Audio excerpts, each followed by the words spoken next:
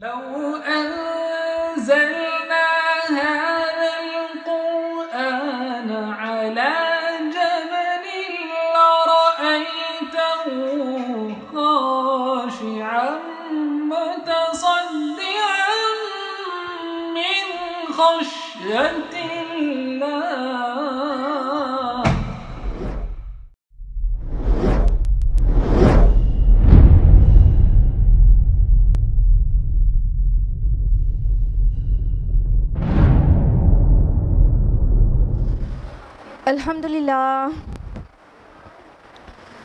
अल्हम्दुलिल्लाहि रब्बिल आलमीन वस्सलातु वस्सलामु अला रसूलिहिल करीम व अला आलिहि व अस्हाबिहि अजमईन अम्मा बाद वअऊज़ु बिल्लाहि मिनश शैतानिर रजीम बिस्मिल्लाहिर रहमानिर रहीम वलक़द यस्सरनल क़ुरआन लिज़्ज़िक्रि फ़हल मिन मुद्दकिर बिस्मिल्लाहिर रहमानिर रहीम रब्बिश्रह ली सदरी वयस्सिर ली अमरी वहलुल उक़दतम मिन लिसानी यफ़क़हू क़ौली।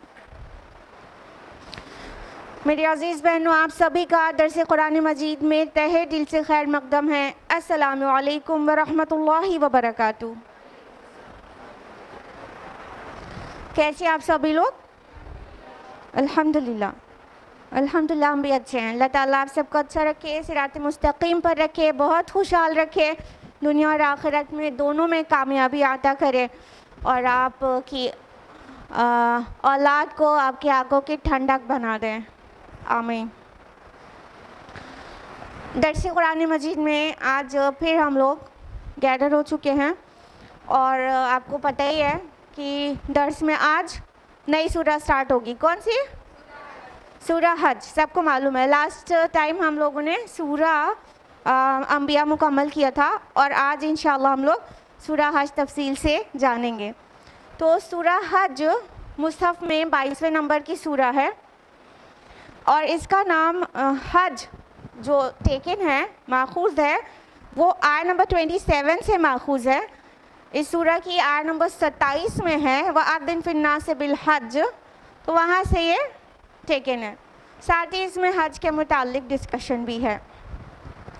उसके अलावा ये सूरतुल हज ये वाहिद ऐसी सूरह है जो अरकान इस्लाम में से एक रुकन के नाम पर है। यानी कोई भी सूरह कुरान मजीद में ऐसी नहीं है जो सूरतुल सलाह हो या ज़का हो या सौम हो, बस ये एक सूरह है जिसका नाम है सूरतुल हज।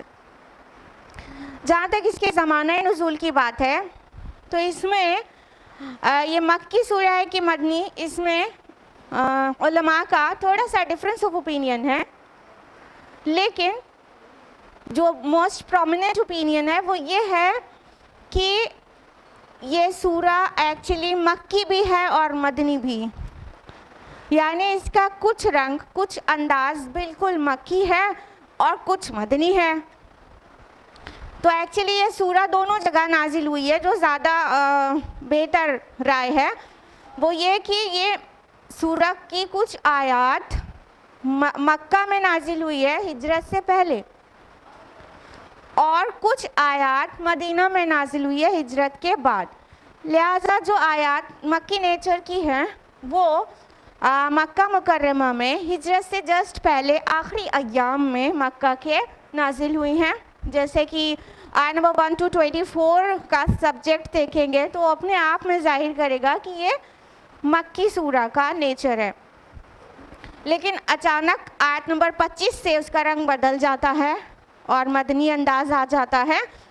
तो एक्चुअली वो आयत मक्का से मदीना जब रसूलुल्लाह सल्लल्लाहु अलैहि वसल्लम ने हिजरत कर ली थी तो उसके बाद नाजिल हुई। यहाँ तक कि बाज़ मुफस्सिरीन कहते हैं कुछ आयत सफ़र के मौके पर भी नाजिल हुई है। लिहाजा ये सूरह ऐसी देखा जाए तो ये वाहिद सूरह है जिसमें दोनों रंग पाए जाते हैं। इसलिए मुसहफ़ में कहीं पर आपको सूरह हज के मुतालिक मक्किया लिखा मिलेगा, कहीं मदनिया लिखा मिलेगा।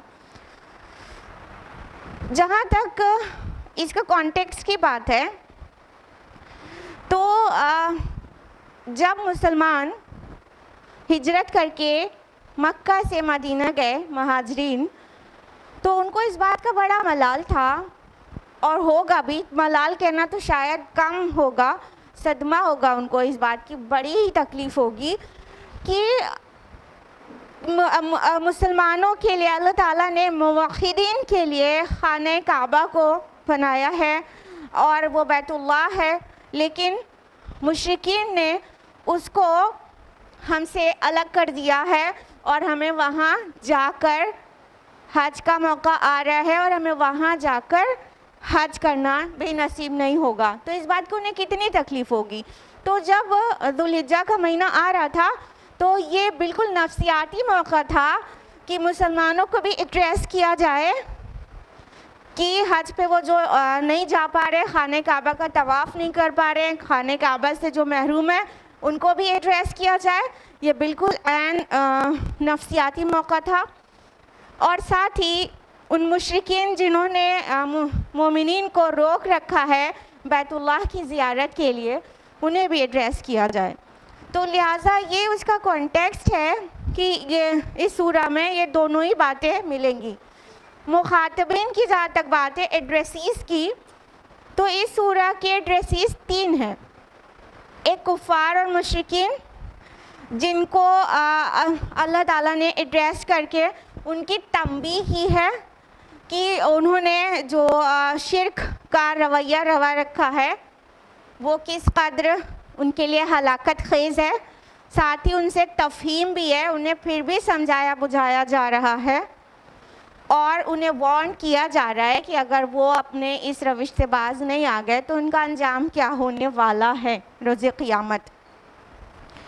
दूसरा एड्रेस है मुज़ब्ज़ब मुसलमानों से जो ईमान तो ले आए थे लेकिन अभी दीन इस्लाम के लिए मर मिटने के लिए तैयार नहीं थे, ख़तरा मोल लेने के लिए तैयार नहीं थे।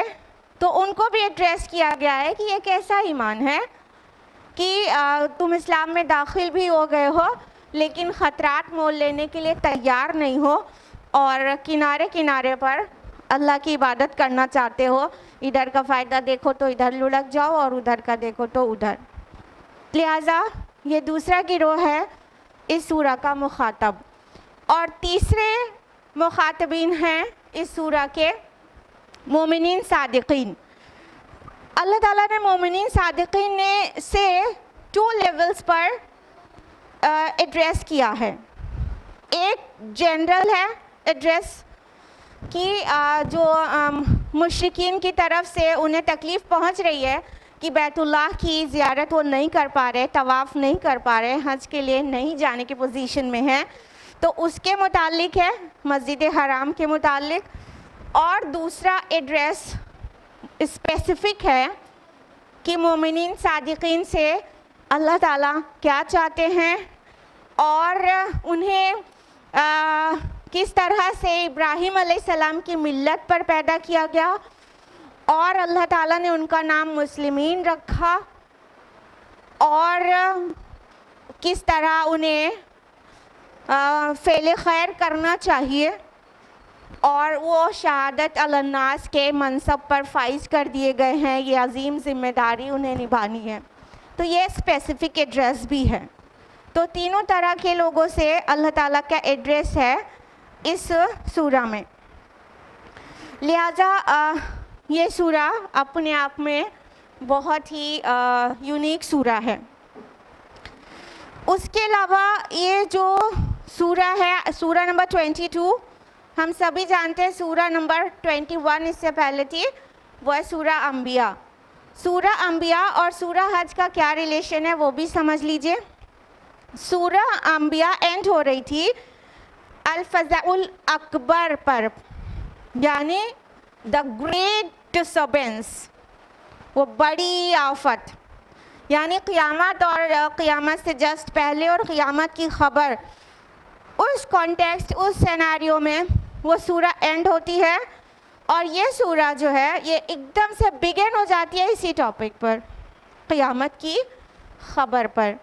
लिहाजा ये सूरा प्रीवियस सूरा से इस तरह से रिलेट करती है। अब हम लोग बाकायदा तफसील से जानेंगे कि इस सूरा में अल्लाह ताला ने हमारे लिए क्या पैगाम दिया है सारी दुनिया के लिए। यानी अब इस तमीद के बाद बाकायदा आगाज़ होगा इस सूरा की एक एक आयत का दर्स का। सूरा हज की आय नंबर 1 है। अऊज़ु बिल्लाहि मिनश शैतानिर रजीम। बिस्मिल्लाहिर रहमानिर रहीम।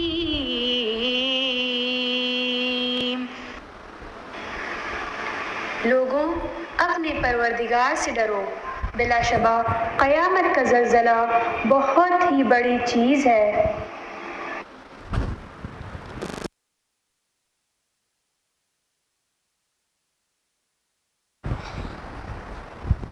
अल्लाह सुब्हान ताला ने क्या फरमाया कि ए लोगों, अपने परवरदिगार अपने रब के गज़ब से बचो, अल्लाह का तक़वा इख्तियार करो, डरो उस दिन से, क्योंकि जो क़यामत का ज़लज़ला है वो बहुत ही बड़ी चीज़ है। यहाँ पर इन ज़लज़लत आया है, बेशक क़यामत का ज़लज़ला। ज़लज़ला लफ्ज़ से आप सभी वाकिफ़ हैं। ज़लज़ला मीन्स होता है अर्थक्वेक, यानी जब ज़मीन हिला दी जाती है तो उसको ज़लज़ला कहते हैं हम सभी ना। तो क़यामत का जो भूचाल होगा, क़यामत की जो हौलनाकी होगी, वो बिगिन कैसे होगी? ज़मीन हिला दी जाएगी। फर्स्ट ऑफ ऑल ये समझना चाहिए कि ज़मीन कैसे हिलेगी और क़यामत की जो एकदम आखिरी निशानियाँ हैं वो कैसे ज़ाहिर होंगी।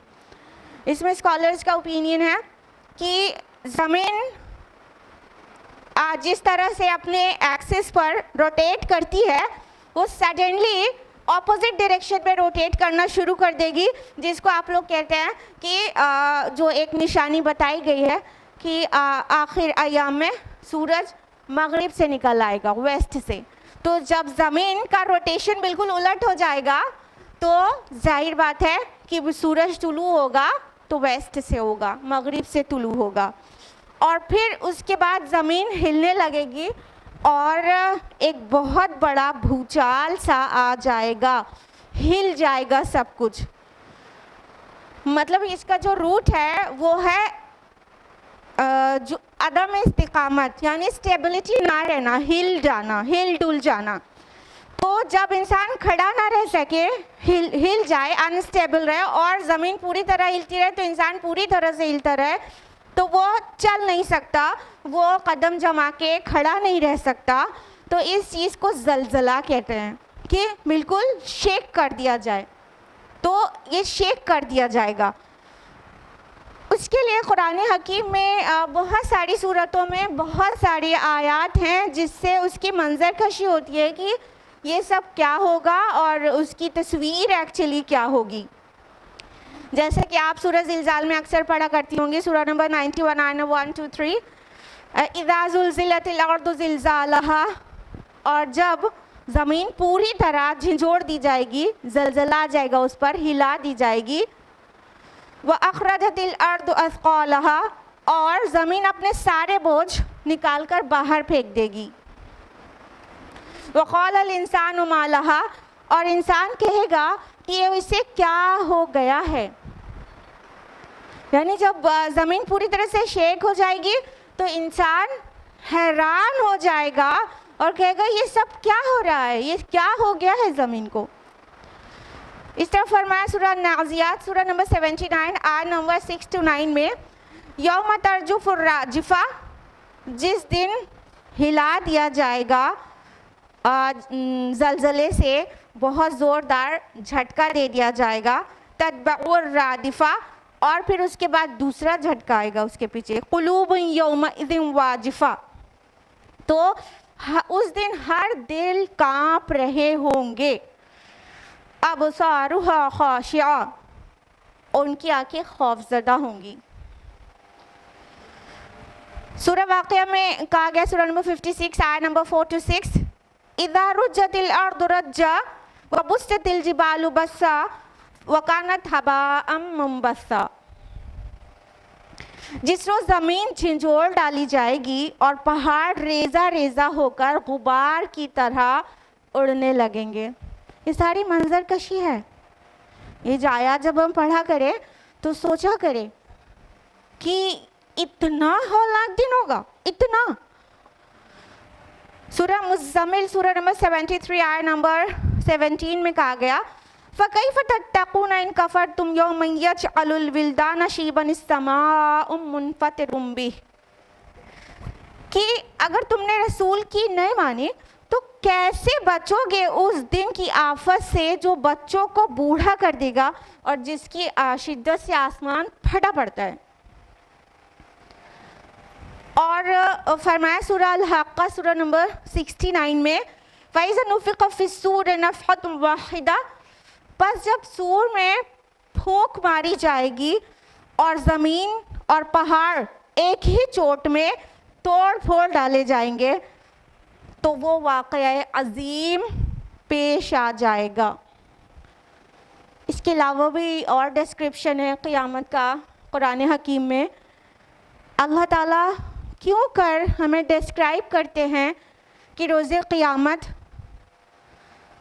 क्या होगा, किस तरह होगा और इतना खौफनाक होगा, क्यों कर होगा, ताकि इंसान के अंदर कुछ तो डर पैदा हो, कुछ संजीदगी पैदा हो। जिस तरह खेल तमाशे में ज़िंदगी गुजर रही है उसके बजाय थोड़ी संजीदगी पैदा हो और वो सीरियस हो जाए और उस अपनी असली अबदी ज़िंदगी के लिए कुछ सामान कर ले। ये जितनी चीज़ डिस्क्राइब की गई है हौलनाकी बस इतनी नहीं होगी, ये तो इतनी बता दी गई है, इससे बहुत ज़्यादा होगी। ये थोड़ा उस ट्रेलर दिखा दिया गया है कि ऐसा होगा ताकि इंसान के दिल में कुछ नरमी पैदा हो और वो नसीहत कबूल करने के लिए तैयार हो जाए। ना से पीछे पीछे भागते रहते हैं गुमराहों के और गुमराह पीठ दिखाकर तुड़ा कर रस्सी भागते रहते हैं और सुनना नहीं चाहते। जैसे लगता है दाई या नासे को उसका अपने फ़ायदे के लिए बुला रहा है उनको। वो अलग बात है कि दाई का अपना फ़ायदा हो ही जाता है, वो आखिरत में हो जाएगा, लेकिन अल्लाह ताला ये चाहते हैं उसके सारे बंदे उस हौलनाक दिन से अपने आप को अजाब से, उस दिन के अजाब से बचा लें। अब हमने आपसे कहा कि ये सूरह हज है और बात शुरू हो गई क़यामत से, तो हम लोग को ये भी जानना चाहिए ना ये हज और क़यामत का क्या ताल्लुक़ है आपस में। तो जिनको हज नसीब हुआ होगा उन्होंने इसको एक्सपीरियंस किया होगा और जो लोग अनकरीब जाने वाले हैं इंशाअल्लाह वो जल्दी ही एक्सपीरियंस कर लेंगे। ये हज और क़यामत में बहुत मुशाबहत है। हज के सफ़र पर इंसान अपने दिल दिमाग के दरवाज़े खोल कर जाए और उसे क़यामत याद ना आए, ऐसा हो ही नहीं सकता है। देखिए कितने पॉइंट्स पर मुताबिकत है हज और क़यामत में। हज के सफ़र में इंसान इंतहा शिद्दत की गर्मी से गुज़रता है। सफ़र से लेके मंजिल को पहुंचने और तमाम मनासिक के हज अदा करने में बहुत गर्मी का सामना उसे करना पड़ता है, धूप तपिश गर्मी। यही सेम सीन नहीं है क़यामत का। रोज़े महशर कितनी गर्मी होगी और कितनी तपिश में लोग होंगे, यहाँ तक कि कुछ लोग पसीने पसीने होकर कुछ के पसीना घुटनों तक होगा, कुछ का टखनों तक, कुछ का और ऊपर तक होठों तक भी डिपेंड करेगा अमाल पर। उसके अलावा जिस तरह हज में एक भीड़ नज़र आती है इतने लोगों की एक साथ, वो क़यामत की याद दिलाता है मैदान महशर की कि आदम ता क़यामत तक पैदा होने वाले इंसान उस दिन उठाए जाएंगे तो किस कदर भीड़ होगी। तो हज याद दिलाता है हमको उस क़यामत की भीड़ और उस घबराहट का।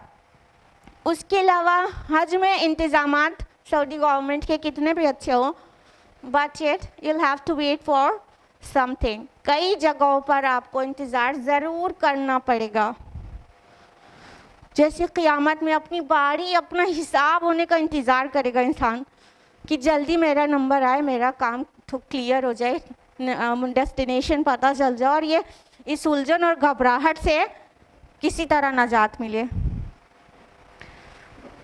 हज में पूरी दुनिया से मुसलमान आते हैं, गोरा हो, काला हो, एशियन हो, अफ्रीकन हो, ऑस्ट्रेलियन हो, सब इकट्ठा होते हैं। और हम सभी जानते हैं कि क़यामत के दिन भी सब के सब उठाए जाएंगे, सब इकट्ठा होंगे, चाहे किस खित्ते से बिलोंग करते हो, कौन सी लैंग्वेज से बिलोंग करते हो, या किस रेस और कास्ट और कलर के, सब उठाए जाएंगे। उसके अलावा हज में बहुत ज़्यादा थकान लाहक होती है, स्पेशली कई मनासिक हज अदा कर लेने के बाद फिर थकान इतनी ज़्यादा बढ़ जाती है, स्पेशली जब अरफात से वापस आकर मुज़दलिफ़ा में ठहरते हैं और रात गुजारते हैं, तो सब ऐसे गिर पड़ के सो जाते हैं जैसे लगता है मुर्दे पड़े हैं, मैयत पड़ी है। और फिर उठते हैं तो खाक आलूद होकर, कोई जिस्म, कोई एहराम ऐसा नहीं होता होगा जिस पर खाक ना पड़ी हो। तो ये बिल्कुल क़यामत का मंज़र सामने ला देता है कि इंसान भी कब्रों से उठेगा, लिबास तो होगा नहीं, मुमकिन है उस मिट्टी से ही कुछ तन ढक जाए।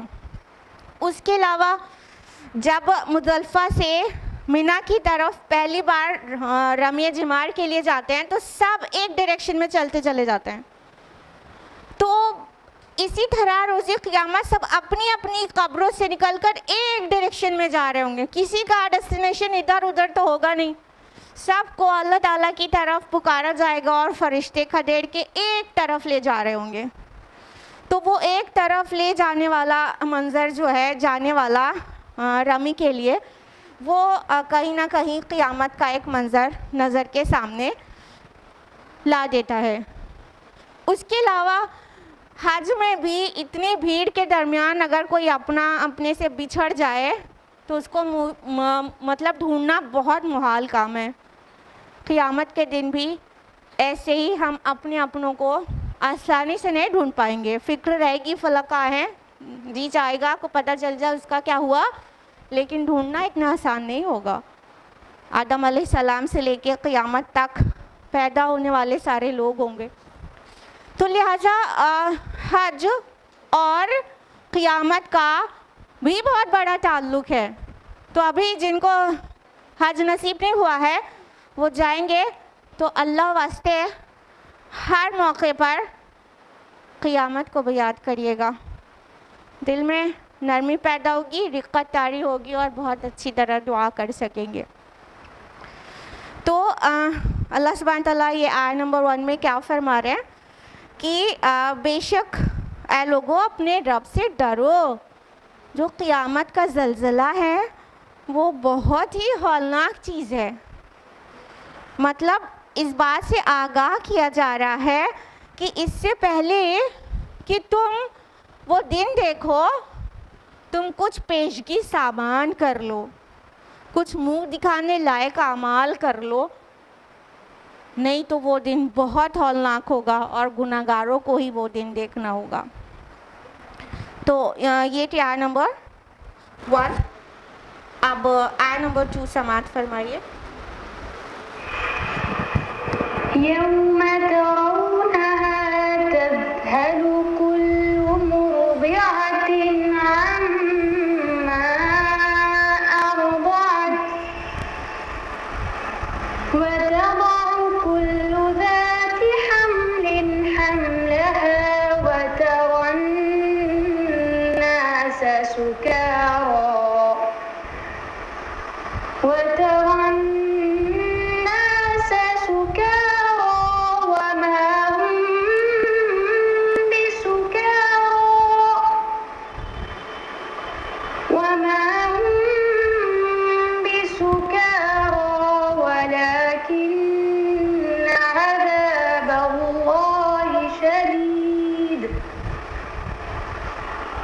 वमा हुम बिसुकारा वलाकिन्न अज़ाबल्लाहि शदीद।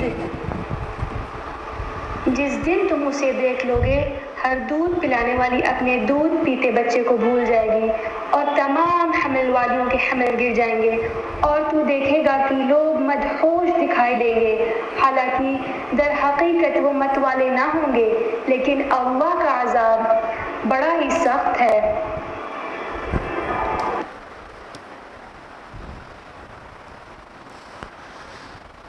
उस दिन की हौलनाकी को मज़ीद बयान किया गया आय नंबर 2 में कि आप उस दिन की हौलनाकी देखेंगे तो हालत ये होगी कि हर दूध पिलाती हुई माँ अपने दूध पीते बच्चे को भूल जाएगी, छोड़ के भाग जाएगी। अब यहाँ पे गौर करने की जो बात है कि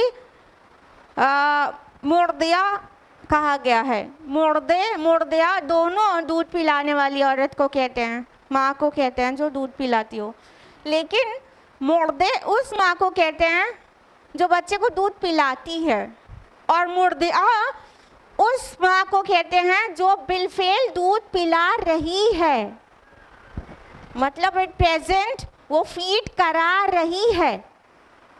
तो उस कंडीशन में जब होती है, जब बच्चा अपने मुंह में दूध पीता रहता है, लेता रहता है, उस कंडीशन में जो दूध पिलाने वाली माँ को मुर्दिया कहते हैं।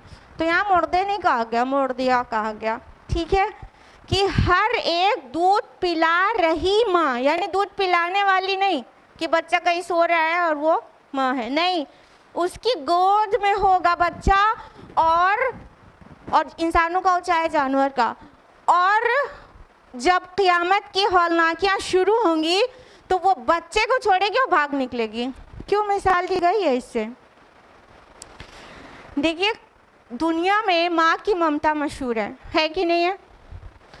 उस माँ की ममता में भी सबसे ज़्यादा मोहब्बत और अटेंशन का जो टाइम होता है माँ के लिए, अपने बच्चे के, माँ का अपने बच्चे के लिए, वो वक्त होता है जब उसे फीड करा रही होती है। जब वो फीड करा रहेगी तो हस्बैंड कुछ कहे, रुक जाइए, बच्चे को दूध पिला रहे हैं। दूसरे बच्चे कुछ कहें, ठहर जाओ, डिस्टर्ब मत करो, अभी मैं दूध पिला लूँगी तभी उठूँगी। पूरा फोकस और पूरी अटेंशन बच्चे की तरफ होती है जो उसके निपल्स को मुंह में लेकर चूस रहा है। अभी वो कुछ नहीं देखना सुनना चाहती है और उसकी मोहब्बत बिल्कुल निछावर हो रही होती है उस वक्त अपने बच्चे के ऊपर, और उसकी मोहब्बत कहिए कि जैसे वो जुड़ा हुआ है तो और बढ़ती रहती है उस वक्त जब वो गोद में लेके दूध पिला रही है। ये सारे मंजर कशी के बाद कहा गया है कि क़यामत की हौलनाकी ऐसी ममतामयी माँ, ऐसी मोहब्बत करने वाली और ऐसा अटेंशन, अट्रैक्शन और कनेक्शन, वो कनेक्शन वाला टाइम मेंशन किया गया, वरना खाली माँ भी कह दिया जाए तो बहुत काफ़ी है, लेकिन वो सबसे ज़्यादा माँ बच्चे के बीच कनेक्शन वाला जो टाइम है वो फीड कराने का टाइम, वो कनेक्शन वाले टाइम को डिस्क्राइब किया गया कि ऐसी हौलनाकी होगी क़यामत की कि एक दूध पिला रही माँ को होश नहीं होगा कि बच्चा उसका कहाँ गया, उसका क्या अंजाम हो, उसको छोड़ के भाग निकलेगी, वो अपने को बचाने लगेगी, वो सोचेगी नहीं। दुनिया में कोई भी परेशानी होती है, आप में से बहुत सारे लोग माएँ हैं, दुनिया में कोई धूप लगती है तो अपने बच्चे को अपनी पीठ से आड़ कर लेती हैं आप लोग, गोद के बच्चे को। कोई परेशानी होती है बच्चे को भूल जाती हैं, भूलती हैं कभी? कोई माँ के बारे में कभी ये सुना कि वो कहे अच्छा मेरे 6 महीने का बच्चा भी है, मुझे तो याद ही नहीं था? सुना कभी? कोई माँ अपने गोद वाले इतने छोटे से बच्चे को किसी भी टाइम भूलती है? नहीं भूलती। लेकिन एकदम वाज़ेह कहा गया, यौम तरौना तज़हलु, ज़ुहूल से है। ज़ुहूल का मतलब क्या होता है कि भूल जाना किसी खौफ की वजह से, किसी गम की वजह से, किसी परेशानी और टेंशन की वजह से एकदम फिर भूल जाना। ऐसा गम लगेगा, ऐसा खौफ लाहक होगा, ऐसी बेचैनी लाहक होगी, ऐसी खुद को बचाने की फीलिंग लाहक होगी कि अपने बच्चे को भूल जाएगी, याद नहीं रहेगा। जिसको मैं अपनी छाती से लगा के अभी दूध पिला रही थी, उसका क्या अंजाम हुआ, वो बचा कि नहीं बचा। छोटा मोटा कुछ भी होता है, ऐसे दीवार गिरने लगे तो बच्चे को बचा लेंगे, अपनी पीठ दे देगी माँ, यही तो करती है। लेकिन ये बहुत छोटी चीज़ें हैं ना, इसलिए कर पाती है माँ। लेकिन क़यामत का ज़लज़ला ऐसी अजीम चीज़ है कि उस दिन नफ्सी नफ्सी, मेरा नफ्स, मेरी जान, बस और कुछ नहीं, माय सोल। हम बच जाएं, सब भाड़ में जाएं। यहाँ तक कि क़यामत के, ये तो नफ़क़े अव्वल के बाद की बात है, बाद के जो सीन होंगे वो भी नफ़क़े अव्वल का सीन है ये तो पूरा। लेकिन बाद में भी इंसान जाएगा, मेरे बेटे को ले लो, मेरी बीवी को ले लो, मेरे माँ बाप को ले लो, बस मुझे बचा लो, अल्लाह पाक मुझे बचा लीजिए, सबको फिदिया में ले लीजिए, ये कंडीशन रहेगी। देखिए बात किस तरह आगे बढ़ती है कि आप देखेंगे कि दूध पिला रही माँ अपने दूध पीते हुए बच्चे को भूल जाएगी, और कोई ऐसी औरत और कोई ऐसी फीमेल नहीं होगी जो हामिला हो और उसका हमल ना गिर जाए। सारे हामिला जितनी होंगी इंसानों और जानवरों की, सबका हमल गिर जाएगा। हमल आसानी से गिर जाता है क्या?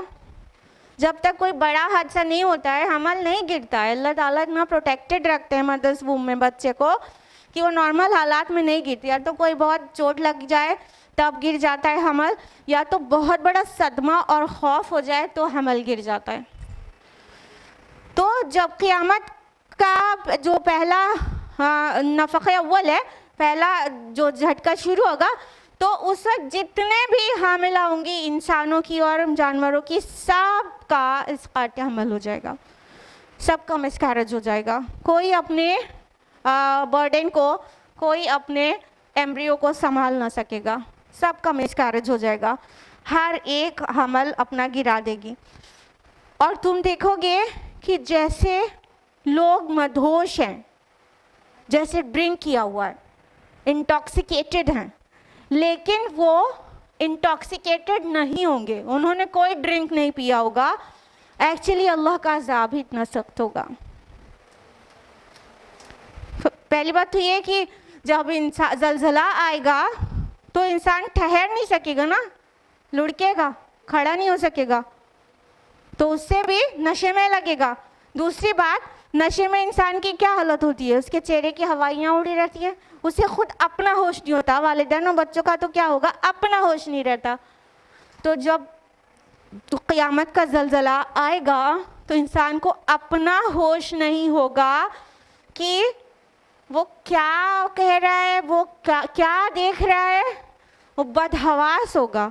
इसलिए एकदम वाज़ेह कहा गया कि वतरन्ना से सुकारा, और आप देखेंगे जैसे लोग नशे में हो, वह अंतुम वमाहुम बिसुकारा, और वो नशे में नहीं होंगे। उन्होंने कोई ना विस्की पी होगी, ना बियर और ना रम और ना कोई शैम्पेन, कोई भी चीज़ उन्होंने इंटॉक्सिकेशन नहीं किया होगा, लेकिन वो क्या है, वलाकिन अज़ाबल्लाहि शदीद, असल में अल्लाह का अज़ाब ही इतना सख्त है कि वो बदहवास हो जाएंगे। ये जो सुकारा लफ्ज़ है ये मतलब शक्कर उसको भी कहते हैं, चाहे नशे ड्रिंक करने से नशा है या मोहब्बत का भी नशा होता है उसके लिए भी आता है, या सकरतुल मौत भी कुरानी इस्तिलाह है, मौत का नशा, मौत की बेहोशी, मौत की मदहोशी, यानी जब अपना होश खुद ना रहे।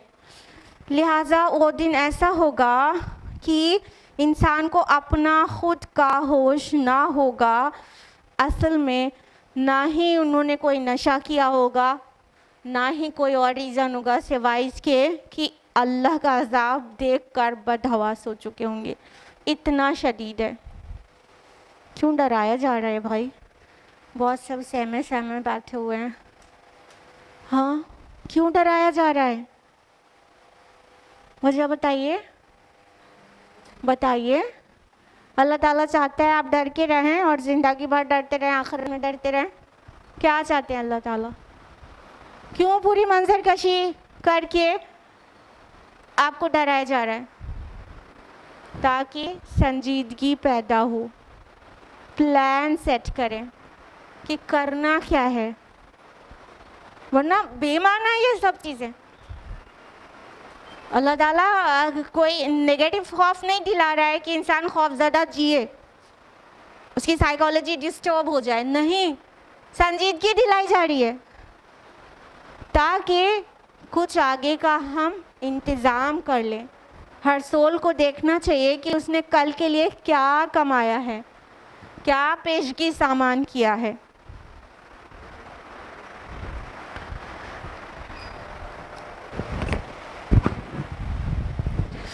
तो ये क्या नंबर 2 आय नंबर 3 समाप्त फरमाइए।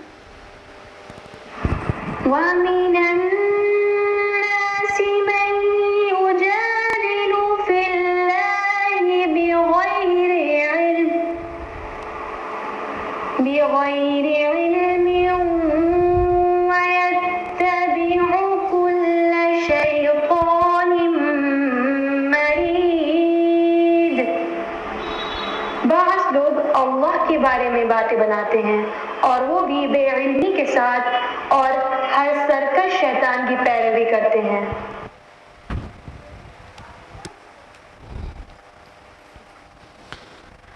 अब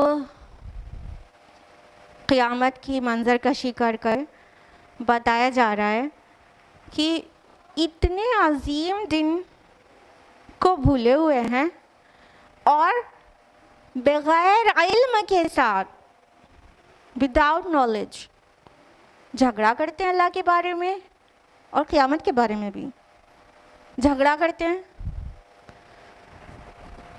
और हर शैतान सरकश की पैरवी करते हैं। यहाँ शैतानी मरीद आया है।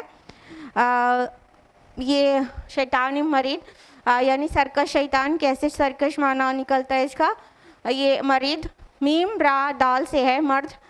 तो मीम रा दाल उसका रूट है और अमरद उस शख्स को कहते हैं जिसके दाढ़ी और बाल ना हो, और ऐसे ट्री को कहते हैं, ऐसे दरख्त को कहते हैं जिसके पत्ते फल फूल ना हो, यानी खैर से खाली हो।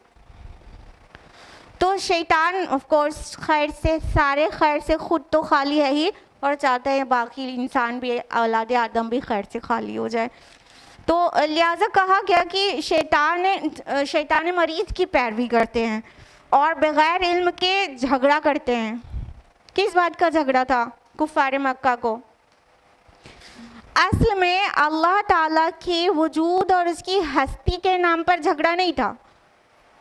They knew it very well कि Creator is one, He is supreme power। वो जानते थे, अल्लाह नाम से जानते थे। उनको झगड़ा अल्लाह ताला की हस्ती और वजूद का नहीं था, उनको झगड़ा था अल्लाह ताला के इख्तियारात और हुकूक का। यानी कि वो ये नहीं कहते थे कि गॉड है ही नहीं, अल्लाह है ही नहीं और ये सब अपने से चल रहा है, ये तो एथियस्ट कहते हैं, लेकिन वो नहीं कहते थे। उनको इख्तियारात का झगड़ा था कि उनको प्रॉब्लम ये थी कि उनको दोबारा वो अल्लाह ताला फिर से पैदा फरमा देगा और वो हिसाब और किताब लेने पर कादिर है, मुर्दों को जिंदा कर लेने पर कादिर है। उनको इस बात का झगड़ा था। तो बगैर इल्म के रसूल से झगड़ा करते हैं कि तुम कहते हो वो दिन आएगा और क़यामत का दिन तो कब आएगा, और तुम कहते हो कि तुम सब मर जाओगे और फिर उठाए जाओगे, तो ज़रा हमारे जो आबा व अजदाद हैं इनकी हड्डियाँ चूरा चूरा हो गई हैं, ज़रा इनको रिवाइव करके दिखाओ। ये तरह तरह से रेडिक्यूल करना रसूलुल्लाह सल्लल्लाहु अलैहि वसल्लम को जब वो क़यामत और आखिरत की खबर दे, तो वो इसी झगड़े पर था।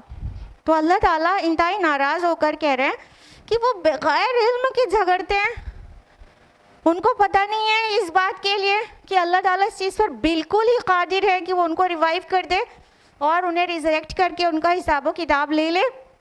तो ये झगड़ा बग़ैर इल्म के इस तरह किया जाता है। अब तो अल्लाह की हस्ती पर भी झगड़ा है, जिदाल इस बात पर भी है कि कोई क्रिएटर भी है। अब तो नेचुरलिज्म, एग्जिस्टेंशियलिज्म और न जाने कौन कौन सी फिलॉसफीज़ आ गई हैं। ये सब नेचर है, अपने आप चल रहा है, कोई चला नहीं रहा है, ये सब हो रहा है जो सिस्टम से चल रहा है, ये थ्योरी ऑफ प्रोबेबिलिटी की नज़र किया जाता है वगैरह वगैरह। अब तो इस बात पर भी झगड़ा है कि गॉड एग्जिस्ट। अब तो इस बात पे भी झगड़ा है, लंबे लंबे झगड़े हैं। और अल्लाह ताला की वजूद, हस्ती और उसकी कार फरमाई, इन सभी चीज़ों में ये सब अपने आप चल रहा है। अल्लाहु अकबर, अल्लाहु अकबर। ज़रा इंसान गौर करे, ज़रा सा खामोशी से, सुकून से, बग़ैर अज़बियत के दिल में बैठे सोचे तो उसे सब वाज़े हो जाए, लेकिन नहीं। तो ये जो लोग झगड़ते हैं ना, ये शैतानी मरीद की पैरवी कर रहे हैं।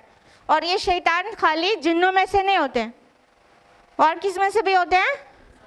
इंसानों में से भी होते हैं। ये जो कुफ्र और के जो ठेकेदार हैं, सरदार हैं गुनाहों के, ये वो भी होते हैं, इंसानों में से भी होते हैं। तो उनकी पैरवी करते हैं ये लोग जो कहते हैं कि क़यामत आएगी, अल्लाह ताला इस चीज़ पर कादिर है। कैसे? तो ये शैतान की पैरवी करने वाले लोग हैं। आप देखिए, अल्लाह क़यामत और दीन के नाम पर वाक़ईतन हर जगह झगड़ा है। कुछ इन्वर्टेड कॉमर्स रोशन ख्याल लोग जब किसी भी रिलीजन से उनका ताल्लुक़ होता है, वो कोई भी रिलीजन से ताल्लुक़ रखे, उनके अच्छे बिजनेस टर्म्स होते हैं, अच्छी फ्रेंडशिप होती है, अच्छी नेबरहुड होती है, सब कुछ अच्छा होता है और बहुत अच्छी तरह से चला पा रहे होते हैं उसको, यानी और रिश्ते को अच्छे से मैनेज कर पा रहे होते हैं। फिर कोई दीन की बात आ जाती है तो कहते हैं ऐसा, ये सब बात मत किया करो, रिलीजन को बीच में लाया ही मत करो। ये रिलीजन हमेशा ही झगड़ा डालता है, ये लोगों में इख्तिलाफ पैदा करता है और लोगों को अलग कर देता है।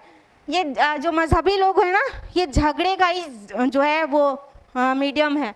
तो ये मजहब की बात ही मत किया करो, दीन हमेशा झगड़ा डालता है। अल्लाहु अकबर। दीन तो सिखाता है कैसे पीसफुली को एग्जिस्ट करना है, लेकिन ये शैतान की पैरवी करने वाले लोग हैं। घर में भी देखिए, बेटी है, बेटा है या कोई भी दीन पर चलना शुरू हो गया। अब रोशन ख्याल माँ बाप लोग सबसे ज़्यादा दीन के नाम पे झगड़ा करते हैं अपने बच्चों से। तुम तो ऐसी हो गई हो, तुम तो वैसी हो गई हो, तुम सनकी हो, तुम पागल हो, इतना भी दीन में एंग्रॉस्ड मत हो, तुम्हारे डेवलपमेंट सफ़र करेगा, तुम्हारे जो तुम्हारे कामयाबी है वो सफ़र करेगी। दीन के नाम पे झगड़ा, घर के अंदर भी। फिर मुख्तलिफ अकायद होते हैं, उसमें झगड़ा। मतलब हमारा दीन झगड़ा डालने के लिए आया था क्या? माज़अल्लाह सुम्मा माज़अल्लाह। हमारा दीन झगड़ा निपटाने के लिए आया है। हमारा दीन पीसफुली किस तरह एग्जिस्ट करना है ये सिखाता है। ये हमारा अंदाज़ फ़िक्र है कि हम कहें दीन झगड़ा डालता है। दीन तो झगड़े को सब निपटा देता है, सारे झगड़े को सॉल्व कर देता है। जो पूरी शरीयत है, पूरा कुरान है, वो उसकी ना जाने कितनी आयत उखुव्वत पे बात करती हैं, भाईचारे पे, यूनिवर्सल ब्रदरहुड पे बात करती हैं। लेकिन हम झगड़ा करते हैं और बग़ैर इल्म के झगड़ा करते हैं। इल्म असल वो इल्म है ना कि जो आसमानी वही के ज़रिए आए, और भी इल्म के ज़राए हैं वो सभी रिलायबल हैं, लेकिन जो मोस्ट ऑथेंटिक नॉलेज है वो है इल्मुल वही, जो अल्लाह ताला खुद भेज दे फरिश्ते के ज़रिए रसूलों पर। तो इल्मुल वही जिसके पास हो तो फिर वो झगड़ा थोड़ी करेगा। और सही वाला इल्म, हम जानते हैं कि दीनदार कहलाने वाले लोग भी खूब अच्छी तरह झगड़ा करते हैं। I don't know, I am aware of it.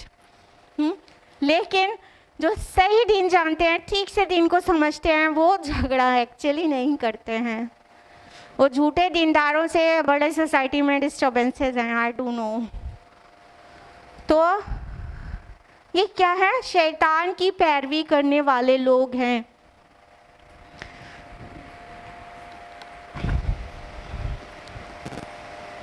अब आय नंबर 4 समाप्त फरमाइए। कुतिबा अलैहि अन्नहु मन तवल्लाहु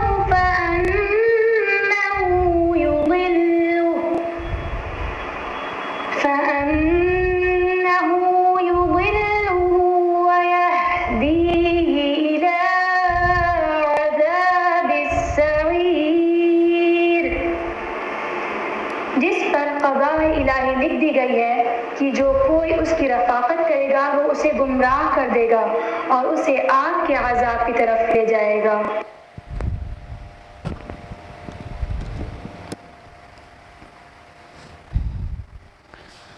तो जो लोग भी शैतान की पैरवी करते हैं उस पर लिख दिया गया है, कुतिबा कहा गया, कुतिबा अलैहि, उन पर लिख दिया गया है, उनके लिए तय कर दिया गया है, उनके लिए मुकर्रर कर दिया गया है कि जो लोग भी ऐसे शैतानों को अपना दोस्त बनाएंगे तो वो राह रास्ते से उन्हें भटका ही देंगे और जहन्नम के गड्ढे में ले जाकर गिराएंगे, वहाँ गिरा के छोड़ेंगे। तो शैतान को दोस्त बनाना चाहते हैं कि दीनदारों को, असल दीनदार को। बताइए किसको दोस्त बनाना चाहते हैं? इंसान और कुरान सुन्नत का पाबंद। हाँ, शैतान को नहीं ना। लेकिन हमारी दोस्ती शैतान से तो बड़ी जल्दी हो जाती है। हमारी दोस्ती शैतान से तो बड़ी जल्दी आती है, शैतान के एजेंट से, और उन बहुत फ़ख्र महसूस करते हैं उनसे दोस्ती करने में। मिसाल के तौर पर जो जितने आजकल जिनको सेलिब्रिटीज़ कहते हैं, मुझे कहने का दिल ही नहीं करता मगर हम कह रहे हैं, जिनको लोग सेलिब्रिटीज़ कहते हैं, वो फिल्म स्टार्स, और वो घिन के साथ कह रहे हैं, ठीक है, और वो नाचने गाने वाले लोग, उनको सेलिब्रिटीज़ कहते हैं। उनसे दूर का भी कोई ताल्लुक़ हो तो सबसे पहले बताएंगे मुलाकात के बाद, मेरी तो फला फला फला से इतने अच्छे डाल, अरे वो तो हमारे फला हैं। उनसे दोस्ती होना और उसे दूसरों को बताने अपना फ़ख्र महसूस करते हैं। बस नाम होना चाहिए सामने वाले का, चाहे वो शैतान हो चाहे शैतान का एजेंट हो, बस नाम होना चाहिए उसका सोसाइटी में। जिसका नाम है उसको हम उसकी रफ़ाक़त पसंद करते हैं। वो अपनी पार्टी में बुला ले तो फिर साल का सबसे खुशनसीब दिन हुआ हमारे लिए। हाँ, कौन सा दिन? जिस दिन कोई नाचने गाने वाला अपनी पार्टी में बुला ले, अल्लाह अकबर। तो हम बुरों की दोस्ती तो बहुत जल्दी इख्तियार कर लेते हैं, जुबान से कहने सुनने में अजीब लगता है, शैतान की दोस्ती नहीं, हम पसंद नहीं करते। लेकिन शैतान और शैतान के एजेंट और वो शैतान की जो तालीमात थी वो जिनके अंदर है, उनसे तो हम बड़े शौक़ से दोस्ती करते हैं और बड़ा निभाते हैं और फ़ख्र से बताते हैं मेरे वे फला तो मेरे दोस्त है। तो असल में वाक़अतन अगर ऐसे लोगों से दिली मोहब्बत रखी जाए और दोस्ती रखी जाए तो भटका ही देंगे राह रास्ते और गिरा देंगे जहन्नम में ले जाकर। ऐसी दोस्ती नहीं होनी चाहिए और ऐसी दोस्ती का शौक़ रखना भी नहीं चाहिए, बल्कि दोस्त हमेशा अच्छे नेक दीनदार चुनना चाहिए। अल्लाह के नबी सल्लल्लाहु अलैहि वसल्लम की हदीस है ना, बहुत प्यारी सी। बुखारी की है कि साथी की एक अच्छे साथी की मिसाल ऐसी है जैसे कि कोई मुश्क बेचने वाला, तो उसके पास बैठेगा, चाहे उसे कुछ ख़रीदे या ना ख़रीदे, खुशबू तो ले ही लेगा। और बुरे साथी की मिसाल ऐसी है कि जैसे कोई लोहार जो अपनी भट्टी पर है, तो वहाँ बैठेगा, उसका साथ इख्तियार करेगा, तो चाहे भट्टी तेरे कपड़ों को जलाए या ना जलाए, लेकिन उसकी महक और उसकी चिंगारी तो कुछ ना कुछ लगेगी। तो जब गुड कंपनी में होता है इंसान, तो उसकी दोस्त की अच्छी बातें भी सामने वाले के अंदर आके रहती है, काफ़ी बदलने लगता है। अच्छी दोस्ती इख्तियार करके इंसान, यानी गुड चेंजेस आने लगते हैं उसके अंदर। लेकिन अगर कोई बुरी दोस्ती, बुरा साथ इख्तियार करता है, तो कुछ ना कुछ पहले के मुकाबले भटक ही जाता है, बेराह रवी इख्तियार कर लेता है। वो हर वक्त वो कहने वाले लोग, अरे चलो यार इतना तो चलता है, चलाते चलाते न जाने क्या क्या चलता हो जाता है, हाँ, फिर सिराते मुस्तकीम से चलते हो जाते हैं। तो जो साथ इख्तियार करे ना, उसको छान फटक कर, देख कर, समझ कर इख्तियार करें कि वो अच्छा है कि नहीं, क्योंकि वो आपको अफेक्ट करेगा ज़रूर, इन्फ्लुएंस करेगा ज़रूर। गुड चेंजेस भी आएंगे ही आएंगे अगर नेक है, और बुरे चेंजेस भी आ सकते हैं अगर साथी बुरा है। या तो आपके अंदर इतनी इम्यूनिटी हो, इतनी ईमानी इम्यूनिटी कि बुरों के साथ भी रहें, तो उन्हें सिखा के लौटें, उन्हें कुछ सिखा दें, उनका रंग अपने ऊपर नहीं चढ़ाएं, अपना रंग उनके ऊपर चढ़ा के लौटें। तब तो बात है कि ऐसे से मिलते हैं। लेकिन दिली दोस्ती तो दीनदारों से, दिली दोस्ती तो अल्लाह वालों से। सिबगत अल्लाह वमन अहसनु मिनल्लाहि सिबगा। अल्लाह का रंग इख्तियार करो, अल्लाह के रंग से अच्छा किसका रंग है? तो जो अल्लाह वाले हैं उनकी कंपनी पसंद होना चाहिए। वो जो बुरा साथी कहा है, उसके साथ बैठने का मकसद उसकी बुराई को दूर करना, उसको सिराते मुस्तकीम की दावत देना। लेकिन दिली दोस्ती सिर्फ अच्छे साथी से, क्योंकि आखिरत में, आप सबको मालूम हुई नहीं ये बात, आखिरत में जो अंजाम होगा वो उनके साथ होगा जिससे दिल मिले हुए थे, जिससे दिली मोहब्बतें थीं, उसके साथ इंसान उठाया जाएगा। तो अंबिया, शोहदा, सिद्दीकीन, सालिहीन के साथ आखिरत में उठना चाहते हैं हम और आप, कि वो नाचने गाने वाले, वो बेहया, बदकिरदार, हर चीज़ चलता है कहकर ना जाने कितनी बेहयाई करने वाले, उनको रोल मॉडल समझ के बैठ जाते हैं हमारे बच्चे, और हम मना भी नहीं करते। ऊपर से कहते हैं देखिए ठीक है हमारा बच्चा फला की तरफ डांस करता है, ज़रा डांस करके दिखाओ ना। फिर सब लोग ताली बजाते हैं, हंसते हैं कि इतना अच्छा डांस करता है। धीरे धीरे वो रोल मॉडल हो जाता है उनका, वो नाचने वाला, वो गाने वाला। तो अच्छा साथी रखेंगे तो अच्छे असरात आएंगे इंशाल्लाह, और बुरा साथी होगा तो बुरे असरात। तो ये शैतान और शैतान के एजेंट्स को कभी साथी न बनाएंगे तो उनका तो मकसद ही है कि सिराते मुस्तकीम से आपको भटका दे, राह रास्त से भटका कर कहीं दूर ले जाकर फेंक दे। शैतान को इसी बात की चिढ़ है ना कि आदम अलैहिस्सलाम को अल्लाह ताला ने पैदा किया और उन्हें इज़्ज़त दी, तो वो इस बात से जल गया कि मतलब हमसे ज़्यादा इज़्ज़त किसी और को क्यों मिल गई। तो अब इसकी वजह से मैं गुमराह हुआ हूँ, तो इसके सारे औलादों को भी मैं गुमराह करके दम लूँगा। और शैतान के अंदर डिटर्मिनेशन बहुत है, उसने जो कहा है वो करता है। हमें और आपको शैतान की ये अच्छी बात सीखनी चाहिए, वो बुरी बातों के लिए डिटर्मिन्ड है, हमें डिटर्मिनेशन तो सीखना चाहिए लेकिन अच्छी बातों के लिए। तो शैतान जो अल्लाह से प्रॉमिस करके आया ना, वो वादे को आज तक निभा रहा है, क़ियामत तक निभाता रहेगा। एक इंडिविजुअल इंसान के आखिरी सांस तक भी कोशिश में लगा रहता है, लगा रहता है, लगा रहता है, जब तक रूह नहीं निकल जाती वो कोशिश नहीं छोड़ता है। तो देखिए कितना डिटरमाइंड है, फर्मली डिटरमाइंड है अपने मोटिव पर। लेकिन हम लोग अभी कुछ तय किया होगा, कुछ अच्छी अच्छी बातें कि हाँ आप सुधर जाएं, सोच रहे हैं अब ये करेंगे अच्छे अच्छे काम और वो बुरे बुरे काम नहीं करेंगे, अभी घर जाएंगे और भूल जाएंगे। तो शैतान की भी अच्छी बात सीख लें और उसको कभी साथी ना बनाएं। इन्नहु लकुम अदुव्वुम मुबीन, वो तुम्हारा खुला हुआ दुश्मन है, वाज़े क्लियर ओपन एनिमी।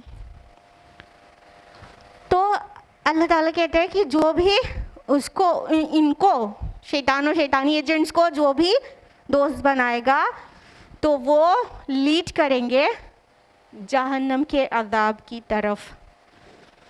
और शैतान की एक आदत और जान लीजिए ताकि वो अपने अंदर कभी ना आने दें। किसी को कामयाबी और तरक्की मिलते हुए देख के वो जल भून गया था और उसे लगा इस प्लेस का तो मैं डिजर्विंग हूँ। क्या हमारे और आपके दरमियान सोसाइटी में ऐसे लोग नहीं हैं जो किसी को कामयाबी मिलते हुए देख के उनको ऐसा लगता है कि मैं तो उससे ज़्यादा इंटेलिजेंट हूँ, मुझे तो उससे ज़्यादा नॉलेज है, मैं तो ये मैं तो वो, उसको कैसे चुन लिया गया, उसका सिलेक्शन कैसे हो गया, मेरा कैसे नहीं। और बस यही बात उसको उससे अदावत कर लेने के लिए काफ़ी हो जाती है। ऐसे लोग हैं, किसी को इज्जत मिलते हुए देख के उनसे देखा नहीं जाता है और वो अपने को वहाँ एक्सपेक्ट कर रहे होते हैं ये मेरा हक था, लेकिन वो ख्याली हक था। अपने ख्याल में उन्होंने सोचा था कि मेरी तरक्की होकर हम यहाँ पे पहुँच जाएंगे और कोई और पहुँच गया वहाँ पर, तो बस हसद करने लगे। तो ये हसद भी वो शैतान का काम है जो इंसानों में डालता है और इसका उसका एक टूल है। तो वो सिखा देता है इंसानों को तो ताकि वो भी हसद करें और जैसे वो मरदूद हो गया बाकी औलाद आदम भी मरदूद हो जाए, अल्लाह न करे। तो ये था आज का दर्स। 4 आयत हो पाई हैं। अल्लाह ताला से दुआ है कि हम सभी को कुरान मजीद पढ़ने, समझने, गौर फ़िक्र करने, अमल करने की तौफ़ीक़ अता फ़रमाए। अल्लाह ताला हमको क़यामत की हौलनाकी और आखिरत के अज़ाब से बचा ले। अल्लाह ताला हम सबको अंबिया, शुहदा, सिद्दीक़ीन और सालिहीन की जमात में आखिरत में रिज़रेक्ट करे। आमीन। वाखिर दावाना अनिल हम्दुलिल्लाहि रब्बिल आलमीन। वस्सलामु अलैकुम व रहमतुल्लाहि व बरकातुहू।